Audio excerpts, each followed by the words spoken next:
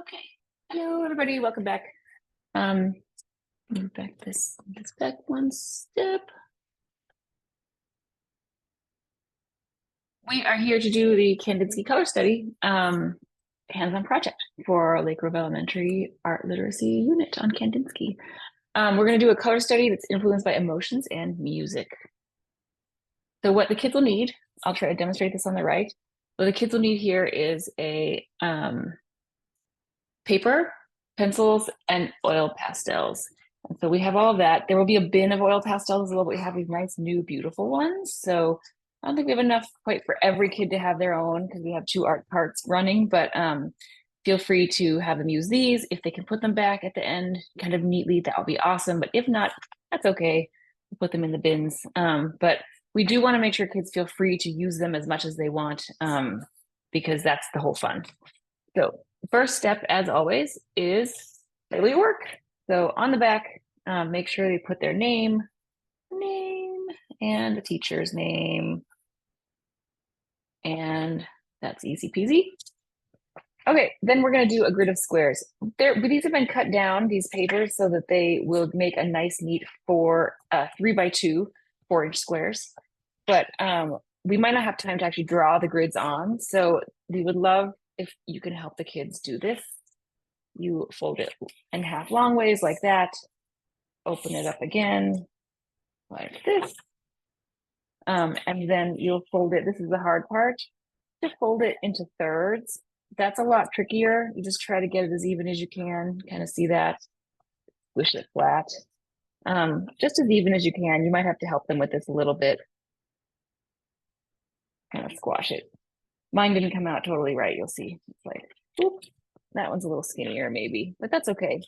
Then if they want, they don't have to, but if they want to, it can help to just kind of draw the grid lines on across the fold. Cool. Okay. There's our grids. It's not super important. It's exactly perfect. But it's okay. So here's the next step is think of emotions. So we talked just now about Kandinsky painting from a place of emotion, also thinking about music. So you're going to use color to express a feeling. So we want them to pick an emotion. Kandinsky's emotions and ideas were very lofty, very adult. So we could bring this back for the kids into some of these other ones. Joy, I put some of them on here. Power, energy, determination. But you could think also about all the different words we use in at school, like perseverance. But yeah, friendly, surprised, quiet, proud.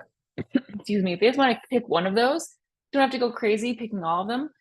And if they're stuck, a tip we have is to think of a song. So how does the music make you feel? And pick that song. So I'm going to go ahead and pick, let's see, something calm. I'm just going to pick a calm, which is different from what we're showing in the picture, which is maybe more power or something.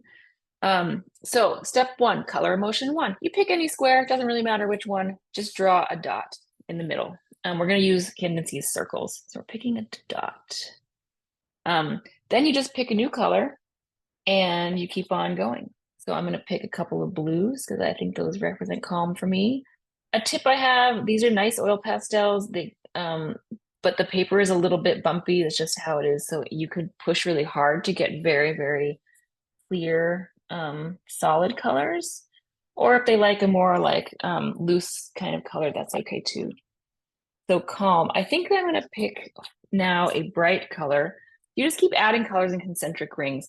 The fun part is for the kids to start to experiment with either blending colors together or picking colors that are more contrasting. So here I'm going to pick this one, this kind of light green as a calm color. You can also play with the amount it is. So you can like make a really big circle of this one maybe and then color it all in. I'll go through pretty quick so this lesson doesn't last forever. It actually takes longer than you expect to do 6 circles. Calm, I'm gonna do calm. I don't know. You just pick something. This is a fun one to do. I do kind of wish when we do these ones that you all could do them live with us, but maybe someday. So here, I'm just gonna keep going with more colors. you can encourage them to kind of pick the cool thing about this one is because we have 6, they don't have to be worried about getting it just right. They can try lots of different experiments. That's the point. That's actually the whole point of the color study is that you get to try different things. If they finish early and they run out of time, we should have enough paper they can just go ahead and grab another one, do another one. Yeah. And this one with a dark green on the outside. I don't know. So you get the idea. The trick here is as you get really big, you want to kind of fill it out.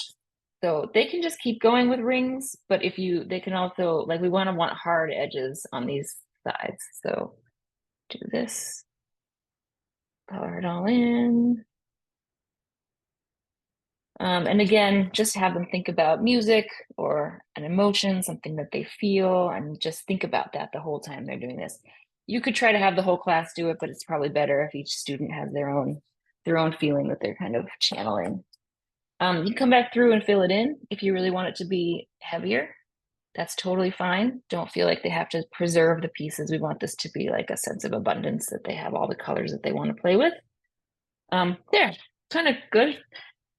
I have a version here that has, really, really dark, heavy colors. That works too. You can notice also, so we can go on the next one, pick another thing. Maybe I'm going to do kindness is one. And I'm going to start with this. I'm going to make a really big circle this time in the middle. That's something to play with. Also, they don't have to be perfect. Some of Kandinsky's, if you look at his inspiration, I have slides in here, color the rest. There's lots of different inspiration here with different colors that you can use, different size rings, different heaviness or intensity of the saturation of the colors. You can use black, you can use white. Kandinsky's inspiration could be something you leave up if you wanted to. He was using, I think, they actually don't know what kind of media this was, it looks like, but it could be oil paints or it could be gouache or watercolor or something. But you can see his stuff is not perfect. He has some things that are like really blobby, and that's okay too. So maybe this one has kind of like a big white face, and then it goes into a different yellow that's a little like an egg. I don't know, rise and shine.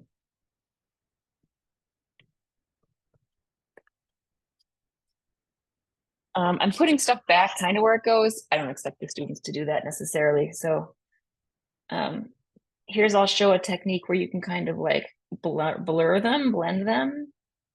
So if they pick colors, the nice thing about the new pastels in the box is that they're all in color order. So if they want to pick something that's a progression of colors, it's pretty easy. And then they can get that kind of rainbowy fade effect that's present in some of Kandinsky's color studies. You do that, and then you can like put in this pink one and just blend them together. I don't love sticking my fingers in it and getting it all dirty, but the kids might not mind. Maybe we'll put some Q-tips on the cart also if they want to blend them together. It's definitely something artists do. You just blend like this. You can get a little bit more softness. Kind of cool. You can see though that the colors do kind of like corrupt each other. Like oops, you can kind of see it right here. They get, this one got some blue on it and now we have a blue streak in there. If that happens and they're bummed, some kids get upset about that. Just pick another color, like make it part of the piece, Also, I don't think we're providing desk protectors, so we'll try to get some wipes on a cart to clean up. Oil pastels aren't too bad to clean up, but if the teachers prefer, you can put a piece of paper down. There's another one.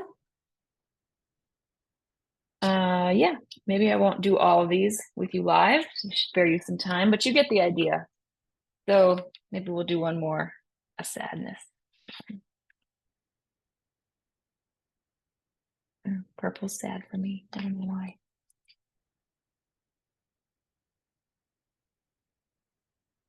Play with those black outlines we talked about in the lesson.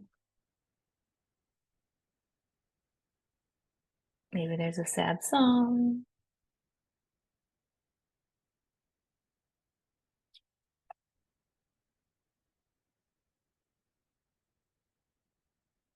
It can be interesting to kind of like leave a big empty spot, big open spot.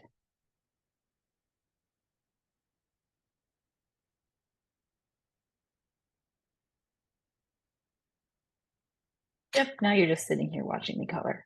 So, yeah, that's kind of it. That's really the lesson. Like I said, if they finish early, the big part here is just kind of keeping the lines clean. I didn't really demonstrate that because they're not next to each other. They can pick any order, but we do want all of them filled in. And if you, so the thing for the lesson is really just try to get them to do one in each spot. So you end up with 6. It presents really nicely.